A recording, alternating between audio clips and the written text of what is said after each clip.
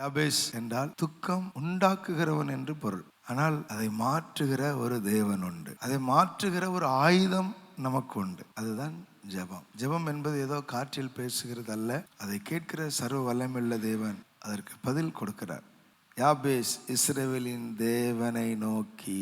பிரியமானவர்களே, நாம தேவனை நோக்கி பார்க்கும் போதுதான் நம்ம வாழ்க்கையில உள்ள துக்கம் நீங்கும், சிறுமை நீங்கும், வேதனை நீங்கும். பார்க்க வேண்டிய ஒருவர் இருக்கிறார், கர்த்தராகிய இயேசு கிறிஸ்து. அவரை நோக்கி பார்க்கணும். தேவரீர் என்னை ஆசீர்வதித்து. எனக்கு உங்க ஆசீர்வாதம் தேவை. நமக்கு கர்த்தருடைய ஆசீர்வாதம் தேவை.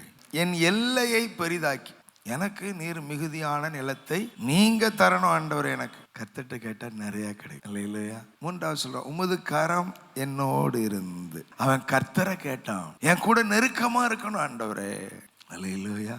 நான்காவதாக, தீங்கு என்னை துக்கப்படுத்தாதபடிக்கு அதற்கு என்னை விலக்கி காத்தருளும் என்று வேண்டிக் கொண்டான். தெளிவான ஜெபம் தெளிவான பதில்களை பெறும். அவன் வேண்டிக் கொண்டதை தேவன் அருளினார். ஜெபிக்கிற மனிதன் விசேஷித்தவனாய் மாறுகிறான். இதன் விளைவாகத்தான் அவன் ஜெபம் பண்ணினான். தேவன் அவன் கேட்டதை கொடுத்தாரு. அதன் விளைவாகத்தான் அவன் கனம் பெற்றவனாக மாறினான்.